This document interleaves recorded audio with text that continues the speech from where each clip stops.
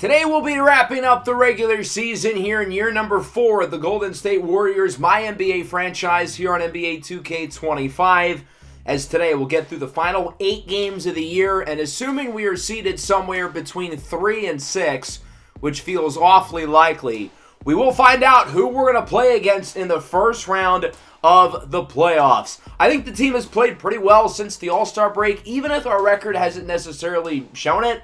We've gone down since the break, going from 4th to 5th. But I think we're in a solid spot. We're going to finish probably somewhere between 3rd and 6th, although we are in 3rd in terms of point differential in the conference.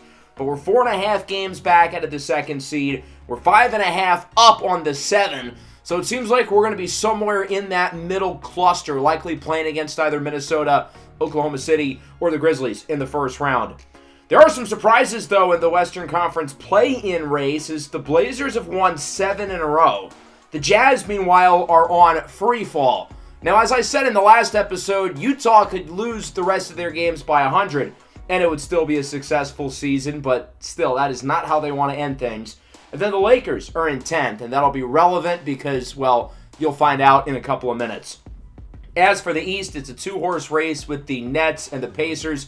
The Eastern Conference just kind of feels like a collision course, waiting for those two teams to meet in the Eastern Conference Finals. We're going to play against the Pacers later today, so we're going to get a full up-close view with the reigning Eastern Conference champs and the team who I think will make it out of the East again, back into the finals for a second straight season. As we look at where our team is, we've been banged up through the second half of the year, but the healthy guys have played well. Before Jonathan Kuminga got hurt, he was averaging 23 post-All-Star break, and he should be good to go for the postseason. Roman Loggins-Burrell, as the point guard, essentially, he's been very impressive as an on-ball scorer. Now, the turnovers have gone way up, and the assists have gone down, but I think the higher usage rate and more on-ball opportunities have helped him as a scorer. Antoine Salis, since his return, 21 a game, all of which have been off the bench. I think we're in a good spot with what our starting 5 is, and he's been the 6th man, and he has led the team in scoring over those 6 games. Evan Mobley, of course, continues to be a very positive addition as well since the deadline. His offense has been a lot better than it was in Cleveland. And even Kajai Stokes, he's been really solid since the break, although the last couple of games been a little more shaky. And of course, Jabari Springer has been the star of the show. 15, 9.5, and 5.5, including 3 triple-doubles in the last episode alone. He only had 1 in his career going into the last episode, and now he has quadrupled his total. As I mentioned, we are a little bit banged up. Jonathan Kuminga and Jacoby Walter. There's a good chance those two are sidelined for the rest of the regular season out of precaution, but I would expect them both to be healthy through the playoffs. So hopefully everyone else can stay healthy, and we can have our roster fully, completely, 100% healthy, good to go for the playoffs. The roster that we assembled during the deadline has not played a single game fully healthy. So on one hand, it could be fun to see us unlock our potential fully healthy in the playoffs, assuming there's no more injuries, knock on wood. But maybe there's some chemistry issues as well. It takes a little time to gel. Before we get back to the regular team, we've got another prospect profile. And I mentioned the Lakers a couple minutes ago because in the Zach Edey, Saddiq Bey, Leonard Miller trade, we swapped first-round picks. And even though it doesn't technically say it in the deal, we kind of got the swap better pick. Regardless, our pick is going to be lower than the Lakers. So we got the better pick out of it. And with the Lakers currently in 10th place in the West, there's a chance that ends up being a lottery pick. Now, they might end up being a play-in team, so that would probably be the back end of the lottery, but still currently projected 15th. We have not had a single lottery pick in this entire series. We talked about the top of this draft class in the previous prospect profile, and I mentioned it's one of the best groups of probably top 6 or 7 players you'll find. But what about the guys after them who could be targets for us with our Laker pick? We'll start with Jack Healy out of Xavier.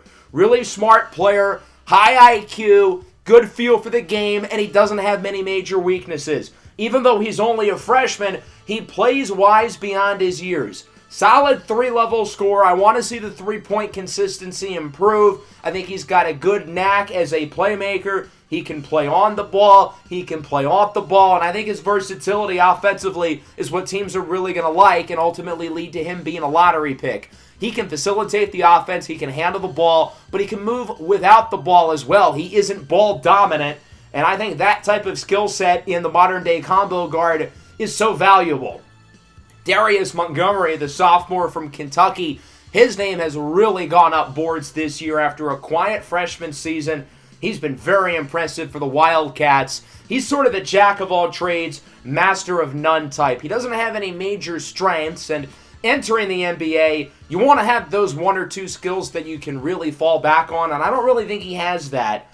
But he also doesn't necessarily have many major weaknesses. 6'9", 220, has an NBA-level body. He's got to get a little bit stronger, though. Given his size, he's probably going to be more of a post player, and right now he just does not have the size to match up with bigs. But I do think he's quick enough to hang with some of the slower guards, at least on the perimeter. Looking between 11 and 20, this is really the range of guys who could be in consideration for our Laker pick. We've already talked about a couple of these guys previously, including German forward Herman Fleuler and undersized French guard Romero Birkin. But I do want to go over a few of these other players because I think they could be in consideration with our first rounder if we choose to keep the selection. Jamie Velarde from Ohio State is must-watch box office television. But he's also the type of player where that uncle of yours, you know which one I'm talking about, is going to complain that he does not play the game the right way. A lot of dribble spams, a lot of flashy shots, bad shot selection, but he's going to get the crowd on their feet with the flashy threes, the impressive passes, and the crafty plays inside. I actually see a role for him in the NBA, though, as more than the big play threat. When you see someone of his play style with the flashy offense, but inconsistent at times, generally, they don't give any effort on defense, but that's not true at all with Velarde. He can really guard. He's one of the best perimeter defenders in the Big Ten, and I think his two-way ability will get teams excited about him going forward. Maui Salavea from Hawaii is one of the more polarizing players in this class. He stands at around 6'7", weighs at 240 pounds. For better or worse, this isn't really an insult or a compliment, but he's built like a Ford F-150, and he plays like a Ferrari. He's got the flashy moves inside. His foot speed and his quickness is really impressive for someone as big as him, and he can really shoot it from beyond the arc.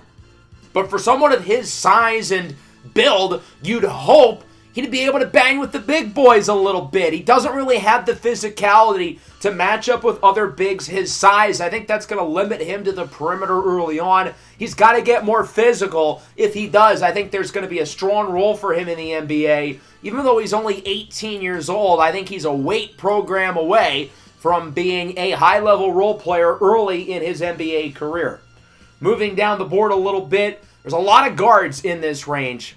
There was a lot of wings and bigs towards the top of the draft. This is where you see a lot of guards. Guys like Adrian Soto, Chico Ramirez, Isaiah Hamilton. Positional flexibility, really impressive with him.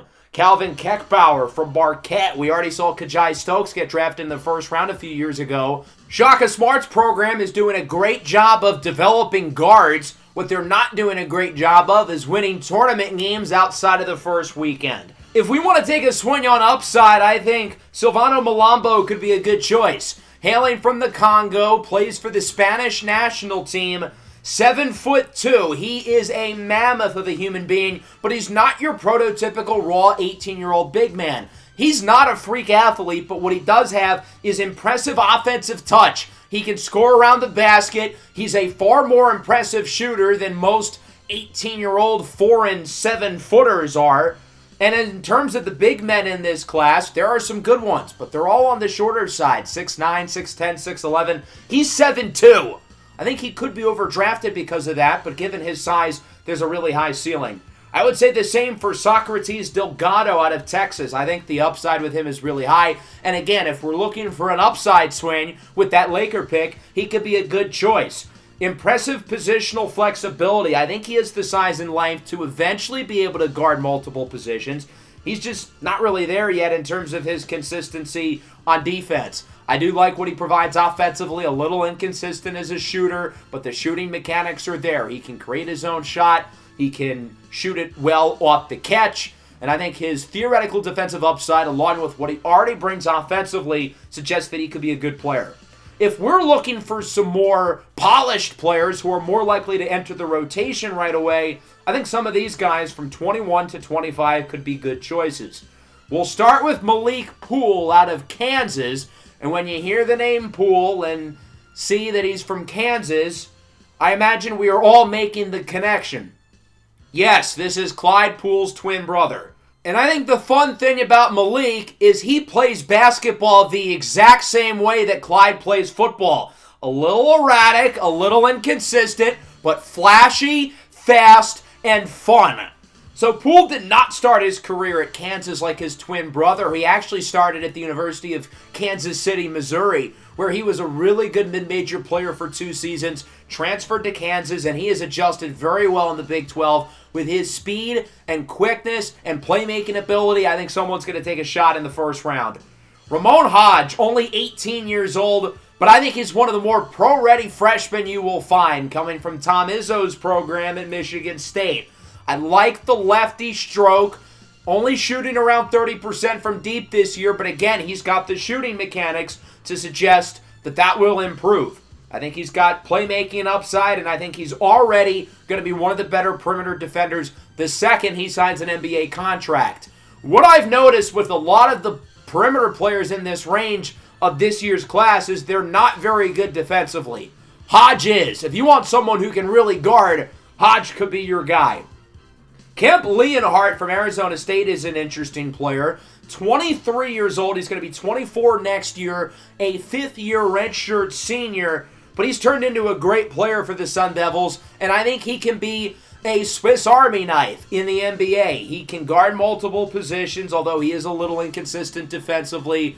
He's really good around the basket. Anywhere inside 5 feet, he's not going to miss the shot, and he's not a liability from beyond the perimeter, although I wouldn't say he's a threat to shoot the 3-ball either.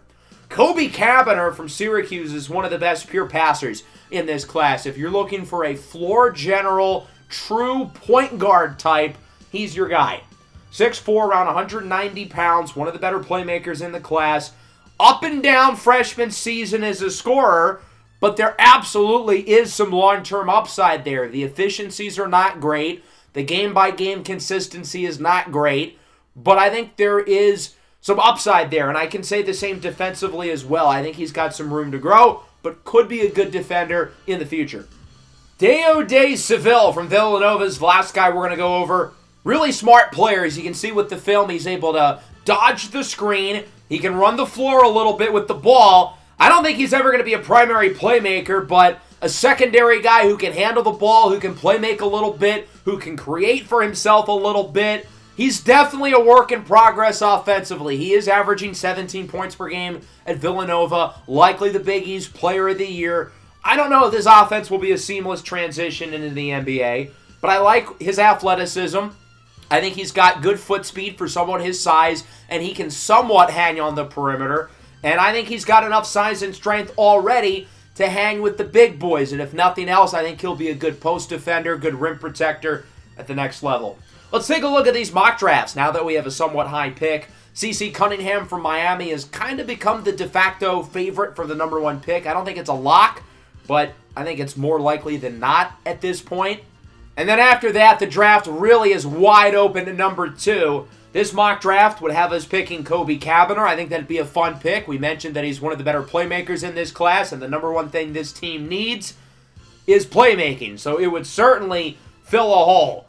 2K has Cunningham going number 1 as well. They've got us picking Ramon Hodge. As I said, I really like his skill set. I think the offense will come along. The defense is already very good. As for NBA.com, they have us picking Silvano Malombo. So this would be more of our upside swing, but it gets another developmental big in the building. And I wouldn't mind adding depth in the long term behind Evan Mobley and Jabari Springer. I think all 3 of those mock drafts very well could be feasible possibilities for us.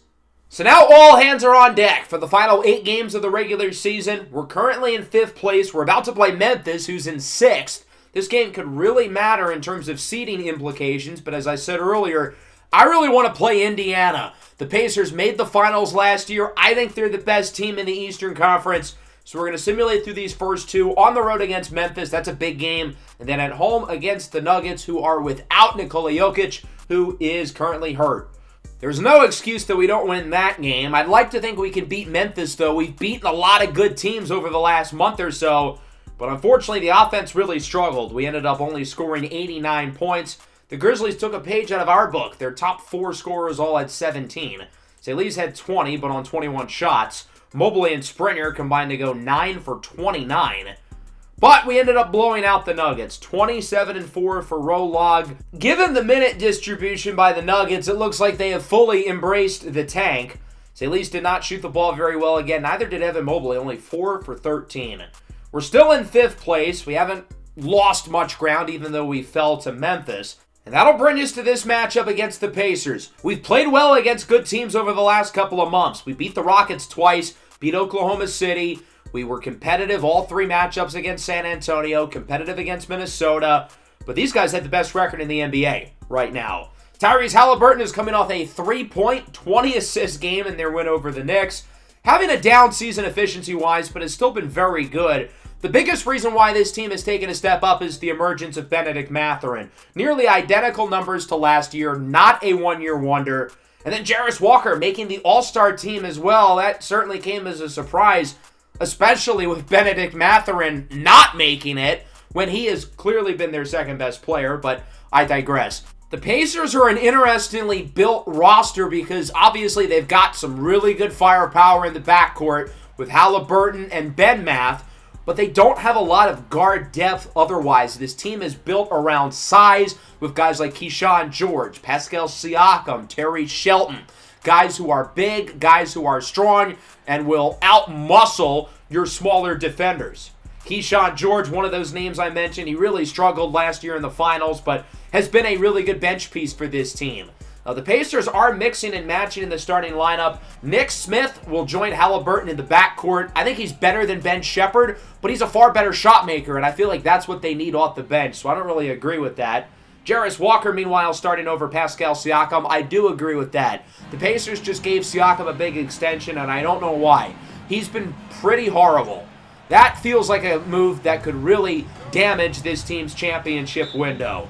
The tip is won by Mobley. We are underway. These 2 teams, remember, should have met in the finals last year if not for us blowing a 15-point lead in the final 5 minutes of Game 7 of the Western Conference Finals against the Spurs as Jabari Springer connects on the triple. The Pacers got swept in the finals last year against the Spurs, but I think they're a little bit more well-equipped given the experience of that playoff run as Tyrese Halliburton hits the triple.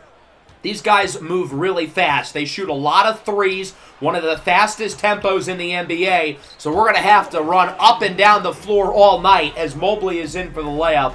Probably going to see quicker substitutions. I don't want to wear our guys out. What a block inside. I believe that was Jarris Walker who got a hand on it, and here comes Indiana. Halliburton over to Jalen Duren. He finds Bennedict Mathurin around the screen for 3, and it's good. 43% beyond the arc this year for Bennedict Mathurin. He has been a revelation for this team over the last 2 seasons. Far from a one-year wonder. He's been just as good as a year ago. Springer lobs it up for Evan Mobley. The bigs have struggled to shoot the ball over the last couple of games, but today they've got our first 7. It's the guards, meanwhile, who have started slow. Walker inside and 1. Foul apparently was on the shot. Called on Leonard Miller. He would miss the 3 throw, though. Salise with a dime. Springer and 1. Quick response by Golden State. Salise off the bench early with Kajai Stokes missing his first 3 shots. We're going to need Stokes in this game, though, to be able to guard Halliburton and or Mathurin because Salise just is not as good defensively. We see it there, slower to get around the screen, and Halliburton hits the 3. Trying to draw the charge, it doesn't work. Smith is doubled, and he sends it for Jarris Walker. 16 points in just 4 minutes for the Pacers. I told you, these guys move fast, and they shoot a lot from beyond the arc. Antoine Salis responds with a 3 of his own. The Pacers, though, 4th in terms of field goals made and attempted per game. They are 2nd in three-pointers made and 2nd in scoring overall, as Halliburton hits the mid-range jumper. On pace for 40 points in this first quarter. Duren inside, slides it up and in. Duren was acquired a couple years ago at the deadline from the Spurs for Andrew Nembhard. Ironic that those two teams met in the finals, but it really did feel like a win-win for both teams. Springer swings it out. Antoine Salis with the release. As it's a 6-point game, we're looking to keep pace offensively. It's not easy with how fast these guys are flying up the floor and with how efficiently they get open and hit their threes. Mathurin does it again. 9-point Pacer lead. Mathurin guarded by Dylan Brooks. Jab step, side to the right, and he hits another one. Benedict Mathurin, his 3rd triple of the game already, and the Pacers are up by a dozen. Springer's trapped. Russell, no-look pass. Leonard Miller hits the 3. Good ball movement on that possession by Golden State to end the drought. It's not even that our offense has played bad. It's that their offense is so good. Jabari Springer with the steal. Salis, deep 3 is good. His 3rd triple of the game. Salis shooting it at a high percentage off the bench. 4-point game. We've cut the lead and have done it fast. Step back jumper is good for Salis. Remember when we were down by 12? Well, since then we're on a 10-0 run. Stokes, isolation, and 1! Pascal Siakam called for the foul. Once Stokes saw the matchup with Siakam, he knew it was barbecue chicken time. Tied at 29, Warriors will hope for the last shot. Got to imagine we're looking for Salis, who has 13 points. Problem is there's 2 seconds left, and Golden State doesn't know it. Salis throws it up, it's no good, and that'll wrap up the first quarter. Considering how much we were down by, it's good to see the adjustments over the last couple of minutes defensively. 13 off the bench for Salis. He's missed a handful, 4 of 9 from the field. Benedict Mathurin with 13 as well. There's Osborne Outeridge, the rookie, with the denial inside to start the second on Siakam. Loggins-Burl over to Mobley. Misses inside, grabs his own board, and gets the putback. I thought our bigs played pretty well in the first. Both Springer and Mobley were quite solid. Siakam inside, he's blocked. Evan Mobley with the denial. 2 quick snuffs to start the second for the Warriors. Loggins-Burl jumper rattles out. He's off to a slow start. Has not scored yet. Our guard play has not been good on offense. George out to Siakam. Top of the key 3 is good. Looking more at our guards, though. Loggins-Burl's 0 for 2. D'Lo is 0 for 1. Stokes was 1 for 5, but he's in with the jam. Powerful dunk. Throwing it down. As it's 33-32, Warriors back ahead. McCollum matched up with Springer. That's an interesting matchup. He blows right by him and is in for the layup. McCollum's been inefficient this year, making it 2 jobs he's really bad at, along with being the president of the Players Association. Mobley posts up on McCollum. I don't believe it. Evan Mobley made a post-up. It only took us like 5 games. Loggins-Burl on the drive. Reverse layup is good. And Roman Loggins-Burl is finally on the board after missing his first 3. Stokes pokes it out. Looks to send it the other way. Tries to lob it up for Springer. But it goes off the glass. And here come the Pacers. Keyshawn George with it, the native of Switzerland. Back out to McCollum. Pops the 3, and it's good. Indy ties it at 37. It has been a track meet so far. Exactly what we expected going into the game. Outeridge misses. Good defense by Keyshawn George. McCollum with it on the drive in the corner. Ben Shepherd knocks down the 3 for the Pacers. Indy up by 1. Nick Smith inside, no good. Nice defense by the Warriors. Reeves with the rebound. He gets Loggins-Burl. Tries to drive. Finds Mobley out to Salis, who picks up right where he left off. Hits another 3. 16 points in the first half for Antoine Salis. Off the miss, here comes Golden State looking to move fast. Loggins-Burl thought about the shot. Instead, powers the reverse slam. Keyshawn George is fast for someone of his size, but he cannot keep up with Roman Loggins-Burl. He sends it out to Salis. Quickly fires the 3, and it's good. That was a quick flick of the wrist, launching it as soon as he got the ball. Pacers called time down by 7. We're going on a nice little run here. Off the miss by Smith. Loggins-Burrell gets it to a cutting Mobley, who is in for the layup. Loggins-Burrell was non-existent in the first, but he's been impressive in the second. 6 points and a couple of assists. Lead up to 9. Pacers got to get a shot here, and they do. Jarris Walker hits the three. They needed that one pretty badly. 49-43, looking to get someone open off the screen. It's St. Lee's. Bang! His 6th triple of the first half. The most threes anyone has made in a game this year is 10. By this guy, Benedict Mathurin, who misses off the dribble. Here comes Golden State. Loggins-Burrell on the drive, makes the layup. At this point in the first quarter, we were down by 12. Now we're up by 9. What a run by the Warriors as Mobley's blocked by Siakam. Gets it right back over to Austin Reeves, who hits the lawn too. Everything is going well right now for the Warriors. It is a 40-17 run against arguably the best team in the league. Nick Smith Jr. with a big three off the assist by Terry Shelton. If anyone is equipped to make this comeback, though, it is Indiana with how quickly they run the floor and how well they shoot the three. Mathurin hits a triple, and they are right back within 7. Mathurin around the screen, hits another. 3 consecutive triples for Indiana. It's a 9-2 run, and the Pacers are right back within 4, just like that. Stokes, trapped inside, throws it up anyway, and it's good over the smaller Nick Smith Jr. 60-54, here is Shelton matched up with Leonard Miller. Has Mathurin off the screen. Euro step, layup is good. Much of Mathurin's prowess has been the three-point shooting, but he can score inside as well. A true 3-level scorer. D'Angelo Russell on the drive. Good finish. 6-point lead for the Warriors as time runs out here in the first half. Pacers likely getting the last shot. Mathurin gets rid of it quickly, and it's good. Another 3 for Benedict Mathurin. He's got 6 triples in the first half.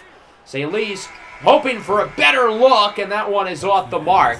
62-59. This game has been as excited as advertised. St. Lee's and Mathurin putting on a show. 22 points for Antoine St. Lee's, 6 of 10 from beyond the arc. Benedict Mathurin, 24 points, 6 of 9 from deep. We're hanging in there, and we had the lead against the number 1 team in the power rankings. We certainly want our other guys to step up, although Evan Mobley's been good. He's got 12-7-3. 6-8-3 for Springer, 8-5 for Loggins-Burrell. And Tyrese Halliburton's been quiet, only 8 points on just 5 shots. He hasn't been bad, but he hasn't been active either. Quick 3 for Leonard Miller. That one takes a shooter's bounce in to start the third. Halliburton matched up with Stokes. That's the matchup we want. Out to Walker for 3. That's Halliburton's first assist of the night. I think Stokes has done a really good job, though, defensively. Halliburton has not been able to get open at all. Mobley posting up on Nick Smith. I don't know why he felt the need to turn around. He could have just laid it in, but I guess he gets extra style points.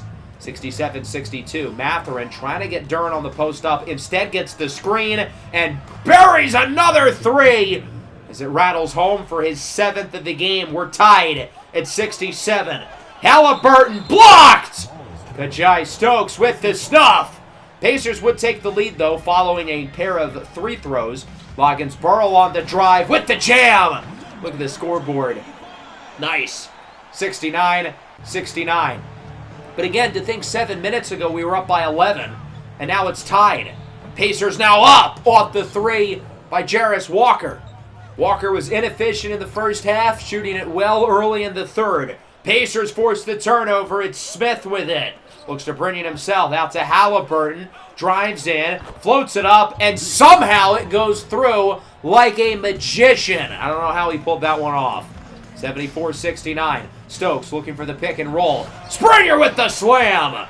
Jabari Springer only shot it 3 times in the first half. We're hoping he can shoot it more. 74-71. Screen from Mobley. Loggins-Burrell. Contested shot is good. We're tied at 74. Bombs away from deep for both of these teams. 2-point game now. Mobley with the screen. Stokes for 3. That one is good. Kajai Stokes did not shoot the 3-ball well in the first half. 0 for 4. But he finally gets one to drop. The Pacers get one right back, though. Jarris Walker hits another. He has been very good here in this third quarter. He actually looks like an all-star. 3-throw rattles out for Shepard, but Walker is there with the putback. Jarris Walker taking over the game right now. 5-point lead. Brooks thinks about the shot, won't take. Back to Salis with 22 points with the lefty slam. The first few minutes of the third quarter was just back and forth, not a lot of stoppages, so we haven't really been able to get Salis in there. We need him to light a spark. Our team has been far better with him on the floor tonight as Kajai Stokes drills the triple. We're knotted up at 82. Pacers back with it. Halliburton has a wide open Shepard. Clearly some miscommunication between Salis and Stokes. I mean, these guys make all their threes contested, but you cannot give them space. Halliburton does miss that one, though. Springer with the board, his 11th. Salis on the drive. Layup is good. He stopped while he was in midair. That's such an impressive move by Antoine Salis, and the big was not able to get a hand on it. Off the inbound, jumper is good. Tyrese Halliburton has been a lot more impactful in the third, but he's had a lot more missed shots as well. Stokes continuing to play well defensively. Siakam with the Euro. It rattles out, but he gets his own miss. George is blocked on the three by Outeridge. What a play. Outeridge, Miller with the slam. That play was all Osborne Outeridge with the block, and then he gets away from the paint to try to move the defenders away, giving space for Leonard Miller to cut. Really high IQ play by the rookie, who drills the three off the assist by Springer. Outeridge giving us some great minutes tonight. 91-91 with seconds left in the third. Salis looking for the lead. Spin move. Jumper, no good. That would have been impressive if it fell. Siakam half-court heave. Close one, but no cigar. 91-91 into the fourth. We've got a good one. Can the Warriors keep up with the high-paced Pacers? Pun intended. Hopefully we don't run out of gas not being used to this play style, unlike them. As Salis pull-up jumper is good. Heavily contested from George, and it does not matter because Antoine Salis is that dude. Although he was quiet in the third, only going 2 for 7. Here is Mathurin on the drive with the layup. The Pacers are crafty inside. They're not just filled with three-point shooters. They're creative in the paint. Loggins-Burrell swings it over to Salis. Sidestep, heat check, rattles home! Salis is hitting all the tough shots right now. He's up to 31 points and 7 made threes. Shelton with it, gets by Loggins-Burrell. You reach, I teach. Loggins-Burrell wanted to go for the ball, and Shelton makes him pay. Deep three from the parking lot is no good for Loggins-Burrell. George over to Nick Smith Jr. Left wing three is good. The Pacers back up by 4. 196. Loggins-Burrell in the corner for Stokes. Gets the screen. Right wing triple is good. What you can do, I can do better. Ice in my veins. Lead is within 1. He must have learned that celebration from his teammate D'Angelo Russell. Off the miss, Loggins-Burrell on the drive back out to Stokes. Pull-up jumper is good for the lead. Stokes has been very productive in the second half. He's got 18 points now, much of which 11 have come since the start of the third. Mathurin on the drive layup is good. I mean, he is unguardable. There's no way we can stop him. He's got a chance for 40 tonight. Shelton inside posts up on Salis, and Antoine Salis shows that you can't bully him. He has to go for the fadeaway and misses. Salis on the drive, gets it over to Loggins-Burrell. Back to Salis. Drives right, and he is blocked by Shelton. Touché, I guess. Ball doesn't lie. Shelton gets his revenge. 3-point game, 6 to go. Siakam over to Nick Smith Jr. matched up with Loggins-Burrell. Smith launches the three unexpectedly, and he nails it. 107-103 now. Siakam. Mathurin, you cannot give him that space. I don't care that he missed it. We got lucky there, really lucky. Mobley brings it up and throws it home. It's certainly an advantage having two bigs who can handle the ball and can create for others along with themselves. Off the miss, George hits the three. Jalen Duren with a huge offensive rebound and a huge pass. Cannot let the Pacers get that opportunity. But there is Stokes. Rips it away from Smith. All the way to the cup. 20 for Kajai Stokes. He's played outstanding defense tonight. We might need to switch him on Mathurin at this point. Here is Mathurin, matched up with Leonard Miller around the screen. Mathurin drives right, tries to get it out of traffic, out to the perimeter. Smith for three, no good. Springer with the board, his 12th. We can bring it within one or tie it here. Springer gets it over to Russell. Back to Springer for three. No good. That would have been a big make. He had space. He was open. Springer has been a non-factor offensively in the second half. Here is Smith with it. He will hand it off for Halliburton. Dribble handoff. Jumper is good. And it's a 5-point lead for the Pacers as we're going to use our use it or lose it timeout. We wouldn't score off the time, though. Not a good look, but we get a big defensive stop. Pacers used the entire length of the shot clock, and we held to form for all 24 seconds. Stokes on the other end makes the layup. He's got 22. He's been our best player in the second half. 3-point game. Loggins-Burrow looking to get a screen for Mobley. Mathurin staying tight with him the entire way. Goes to the paint, and it's no good. Excellent defense there by Mathurin, but Springer steals it away. Out to Loggins-Burrow. Look at this matchup with Jalen Duren. Barbecue chicken all the way, and he draws the foul. He's not a great three-throw shooter, but he would make both. Credit to Springer for saving that possession. Halliburton drills the mid-ranger. Golden State's going to use their second-to-last timeout, down by 3. 1:14, 1:11, minute and a half to go. This really has the feel of the playoff game right now, as it's intercepted. Jarris Walker with the turnover. Halliburton jumper is good. He's been automatic in the mid-range. A costly turnover by Loggins-Burrow. That's been the issue with him, getting the ball more. Here is Salis. We need him to get some buckets. Springer, layup is good. Double-double for Jabari. We've really got to lean on Salis, though. He only has 9 points in the second half after 22 in the first. Halliburton, pick and pop. Walker, it's good! Springer closed out as quickly as possible, and Walker still makes the shot. Nothing you can do there defensively but tip your cap. Springer, I think that's a long two. It's no good, and we've got to start playing the foul game right away. 120 to 113. It's time to start heaving up shots. Stokes is no good, and it is really not looking good for the Warriors. As Smith is fouled, he will make both. 9-point game. Salis isn't looking to quit. He hits a 3 and is up to 34 points. Lead within 6. Pacers having trouble inbounding the ball. Duren finally gets it to Smith, who nearly lost it. Good inbound defense, but we were unsuccessful. And Nick Smith, for the most part, is not missing at the line. He's been the guy they're giving the ball to shoot free throws, and he's making them. 8-point game. Salis, wide open 3 is good. 37 for Salis.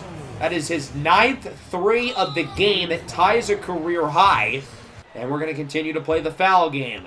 It is a 7-point deficit. Loggins-Burrow brings it up. He gets it to Springer. Has to throw up some junk. It's no good. Duren with the board, and I think that will do it officially for good. Some shoves between Smith and Mobley. And with 4 seconds to go, it looks like this game is all but over. Smith makes the first one. He has been stone cold clutch at the line for the Pacers here down the stretch in these final few seconds. Smith takes his time, looking to up the lead to 9, and he does. 130 to 121. We got the full Pacer experience today. Fast-paced offense, over half of their shots from deep.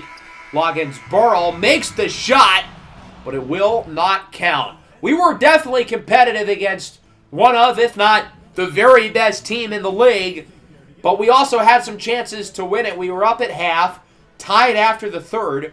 We led by as many as 11 in the second, but these guys are just too good. I really think they can go all the way and win the whole thing. 37 for Salis. He was very impressive, though. Nearly a season high, and again, tied his career high in three-pointers made, broke his career high in terms of three-pointers attempted. I thought Stokes was our best player in the second half. Struggled to get his shot going early, but really shot it well in the second half, and I thought he was very impressive defensively. 18, 12, and 7 for Mobley on great shooting. Loggins-Burrell was okay. Springer was pretty inefficient. And then in terms of the bench, Aldridge was the only guy who was impressive. I thought he was quite good. The offense pulled their weight, but we kind of ran out of gas in the fourth. Benedict Mathurin, 35. He is unguardable. 26 and 5 for Halliburton. He was good in the second half. Jarris Walker was also really good in the second half. And then Smith, of course, hit those big three throws. Siakam really struggled. I don't get why they paid him. It was really a three-man game for the Pacers with Halliburton, Mathurin, and Walker. Those are the three guys the Pacers are running things through. And I think they will go as far as that big three takes them in the playoffs. We still have not clinched our top 6 seed yet. I'm hoping to do it in the next 2 games between Portland and Phoenix. We lose to the Blazers. They've been red hot, but I don't love losing this game by 20. 29, 8, and 5 for Springer. Bounce back game for him. He led the way against the Suns with 26, 10, and 5, although Bilal Coulibaly had 34 for Phoenix. With 3 games to go, we still have not clinched our spot, but we're 1 win away from doing so. We're going to play against the Boston Celtics, who are a strong team out east, again on the road. How do they expect us to have a back-to-back in the West Coast against Phoenix and then traveling all the way to Boston? Well, we ended up winning and we won big. 135-99. Tatum only at 7. 29 for Stokes, nearly a season high. 28 and 10 for Mobes. 23 for Loggins-Burrell. Got to the line a lot. Springer did not shoot it well, but it does not matter because we're headed back to the playoffs. That was not a guarantee for this team going into the year, so certainly a worthwhile accomplishment. The Magic are pretty even to us. We end up losing despite a double-double for Loggins-Burrell. Stokes did not shoot it well. Salee, 7 of 24. Good God. The Magic scoring 41 in the fourth. Jacoby Walter and Jonathan Kuminga are both healthy. As I said, though, I'd rather rest them through the rest of the regular season, not risk re-injury. Even though we're only playing for seeding, though, in this last game, I'm still going to trot our regular guys out. The Hawks as well, currently playing for seeding in the play-in out east. We're going to give our guys less minutes than normal, get a little bit more run for Aldridge, but I feel like we haven't played that well over the last couple of weeks, so I wanted to get another game in. Since ours is the last game of the day, I had to simcast it because otherwise we're not going to be able to see the box score, and it'll just take us right to the end of the year. We end up losing in overtime by 1, and look at the top left. You have got to be kidding me. We were 1 game away from being fully healthy, and it's a hip injury. The jokes really write themselves, don't they? So we're going to check on Stokes' status in a little bit. The doctors are diagnosing a 2 to 4 week injury. Luckily, we're going to have a week off with the play-in tournament, so that will certainly help. First, we're going to look at awards at All-NBA as Victor Wembanyama wins his 2nd consecutive MVP, looking for a 2nd consecutive championship. Nearly 25 and 12 while being the best defensive player on the planet for the number 1 seed in the West. Hard to argue with that. Norwood Nobles, Rookie of the Year. Hard to disagree with that. Biggest reason for their turnaround. What a weird season, though, for the Jazz. Like, at the beginning of the year, obviously they'd be happy with 38 and 44, but they've been so bad to end the year. They are walking backwards into the 10 seed, so they will get a play-in spot. I've gotten some questions about some stats for the other rookies, so here's a look at how everyone did. Samuel Queen, the number 1 pick, really struggled after the All-Star break. One of the biggest reasons why the Jazz really struggled. I would have thought they would have taken him out of the starting lineup, but he's their guy. They're going to stick by him until the wheels fall off. Nonetheless, Norwood Nobles is a stud. The Jazz have themselves a good one. Zamir Logan, 6th man of the year. Jabari Springer is not the only Blazers Nepo child who's been successful. 19, 6, and 4 with the Sonics. Depoy for Wemby. Most improved for Zamir Logan. Again, these Nepo children really balling. Cade Cunningham, clutch player of the year. Jordy Fernandez, coach of the year. As we look at the All-NBA teams, first team as expected. Second team, we've got Miko Kuponen and Everest McLeon. A lot of youngsters on the third team. Selin Novikov. Elvi Mihaljevic. This is a weird one. I mean, he was good, but like, he averaged 15 points per game on the second worst team in the league. How does that make it over Cade, who led his team to the playoffs? Or Shea? Or Devin Booker, who was the best player on a Nets team who had the second best record in the league? Hell, even Benedict Mathurin. We saw how good he was earlier today. All-defensive first team features our very own Evan Mobley. I like that the all-NBA teams and all-rookie teams are not positional. I wish they still did it for the defensive teams, though. We got to get those defensive guards some love. As for the all-rookie teams, a lot of high picks. Raymond Filibuster, the undrafted rookie for the Suns, and then Stone Autry of Montreal. I don't know how he made it. His true shooting percentage is 45. Weird choice there. I would have thought someone like Desante Crawford with the Sonics, who had a good year, would have gotten that spot instead. So our fate has been settled. We're the number 5 seed, and we will play against Oklahoma City for a third time in the last 4 years in the postseason. We are no strangers to these guys. We lost to them in the first round in year 1. We beat them in the second round in 7 last year, and they are looking for revenge. As for Stokes, the injury does not seem to be affecting his ratings too much, his athleticism a little bit, but it seems like he's going to be fine. We're going to give him full usage. He's going to be 100% good to go. I am a little concerned about his mobility because he will be the guy who is assigned to guard Shai Gilgeous-Alexander, but I think we'll be okay. He's going to be at around 95%. His ratings aren't really going down too much. His speed and agility go down by around 7. He'll still be fast enough, and his perimeter defense doesn't go down at all. So, to be completely honest, I'm really not worried about it. I am kind of sad that we don't get to see a fully healthy team, though, because I'm fully expecting a hip injury in the first 3 games for somebody against OKC. Maybe it's Stokes. Maybe he re-aggravates it, or maybe it's the other hip. That would be kind of funny, and again, very on brand for this team. Nonetheless, this is our official 9-man playoff rotation. Same starters as we've been rocking with Salise, Miller, Russell, and Walter coming off the bench. We've had guys like Brooks, Reeves, and Outeridge as placeholders, but they were never meant to get playoff minutes. This is the 9 who we're going to ride or die with. So what happened over the last 2 weeks of the regular season to give us this current playoff field? I mentioned the Jazz had their epic collapse. They are lucky to grab the 10th seed. They will play against 9 Portland. The Lakers, meanwhile, ended up as the 8th seed, which is not great for us. They only have to win one of their 2 play-in games, and they're going to get a playoff spot, meaning we would not get a lottery pick. Probably not that much of a difference in terms of draft slot, but we don't get the even 5% chance of moving up in the lottery. The Nets end up as the number 1 seed in the East. They have won 10 in a row. Again, I think it'll be Brooklyn and Indy in the Eastern Conference Finals. I don't really think anybody else here stands a chance. The Cavs have played well, though, down the stretch. Maybe the Brandon Ingram, Adem Bona, Evan Mobley trade wasn't so bad after all. As for us, of course, again, we're playing against the Thunder. Same team as last year, minus the acquisition of Denny Avdia. Their 2-way, multi-dimensional playmaking forward. We have split against Oklahoma City in the playoffs in this series with some memorable moments. They swept us in year 1, but we beat them in 7 last year. They've got a chip on their shoulder, and we are ready for battle. It's going to be a lot of fun. Games 1 and 2 in the next episode. We're going to do a deeper dive into Oklahoma City along with our overall playoff draw. Hope everyone enjoyed the episode. Make sure to leave a like and subscribe to the channel if you are new. Peace out.